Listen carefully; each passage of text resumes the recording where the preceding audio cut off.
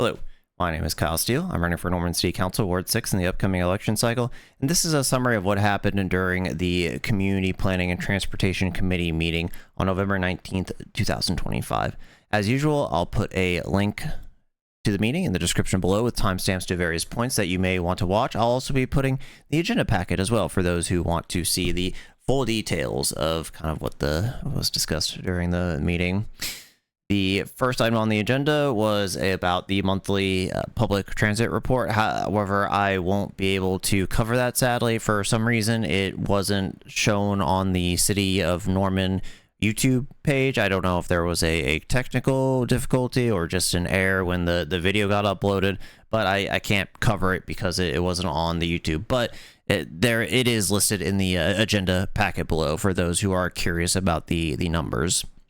The second item that was discussed was possibly altering transit routes to the Adult Wellness and Education Center, or AWE for short. The issue is that there is currently, while there are bus stops near the AWE, there is not one directly next to the AWE. So if people are going to the AWE via bus, via public transit, then they do have to walk a little bit of a ways to it, and there's not a continuous sidewalk from the closest bus stops to the AWE. While this may not be a problem for individuals like me, if you are going to the AWE and you're older, maybe you don't move around as well, or you're kind of mobility impaired to some extent, but you don't qualify for Embark Plus for that direct transit service, then it can be tougher for you to navigate these sidewalks or lack thereof to get to the bus stop to the AWE, and it was a possible ways to alleviate those problems. The issue is that if you do alter the routes that we're about to discuss, you're making it so that the routes are no longer going elsewhere. So people who may have taken these routes before for these other areas, it may inconvenience them. The bottom line that the transit staff wanted to make aware is there's a limited number of buses, there's a limited number of drivers. Unfortunately, you can't please everyone. You can't have perfect routes, and you have to try to find a balance for the most optimal routes.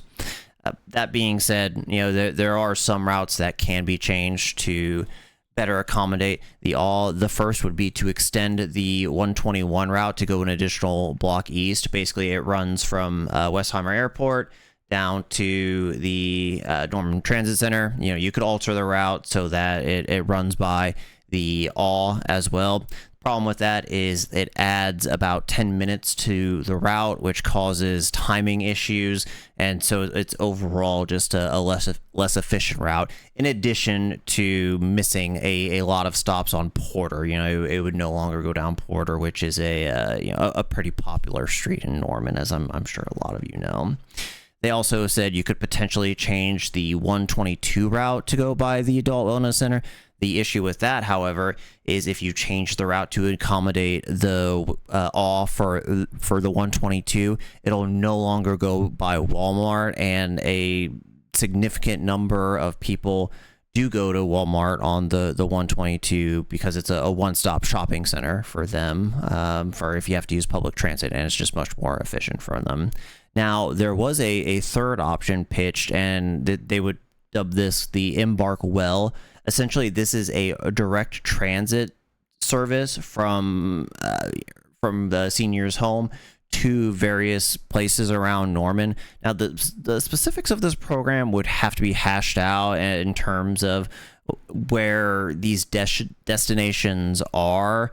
How many times per week could you request this service, and things of that nature.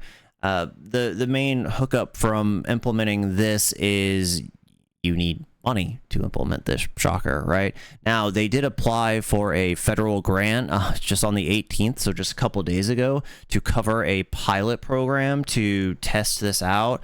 However, they just applied for it. They're not going to know for many months when they get this grant, if at all. I believe the timeline that was mentioned is they are expected to hear back from the federal government on if they got the grant in the spring of next year of 2026, and if approved, this program would go into effect around July of 2026. Now, this is the preferred long-term option, to either hope that there's a grant, or maybe you could bake funding in from the general fund in future budgets, as this is the most convenient option, and it services senior citizens who have, presumably paid taxes their whole life and do probably deserve such a service.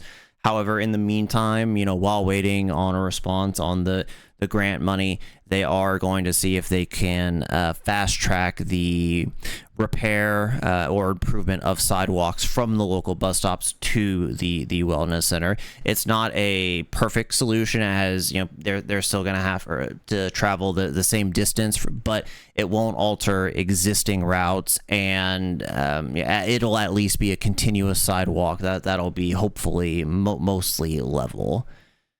Now, the next update that was talked about, or the next thing on the agenda, rather, was the Lindsey Street Special Corridor Project. Essentially, this was a bond that was approved by the voters in 2019. It covers changes to the Lindsey Street between Pickard to just before Jenkins.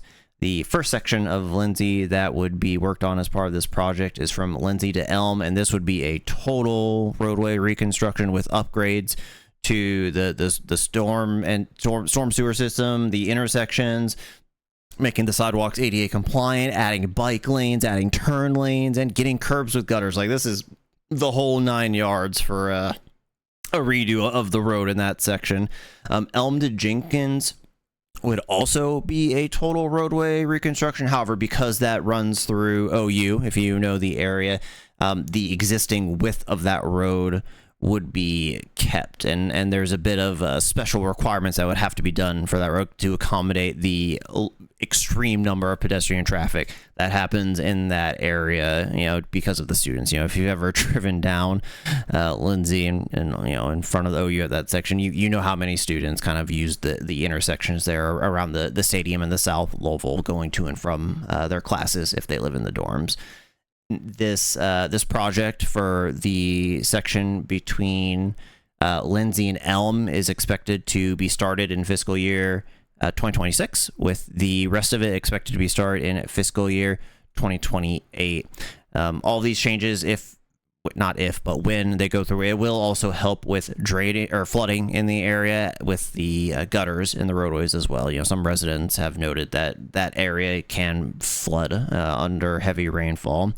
The specifics of these roadways and what the plan would look like to redesign them, they will have to go through a public meeting where citizens could ask questions or give their own input, and that's expected to happen around April or May for the 2026 fiscal year project that was mentioned. With all that being said, this meeting ended, and it was only an hour and 15 minutes on YouTube, but again, it was a bit longer than that because of the transit report that didn't make it onto the website. So thank you for watching. Have a good day.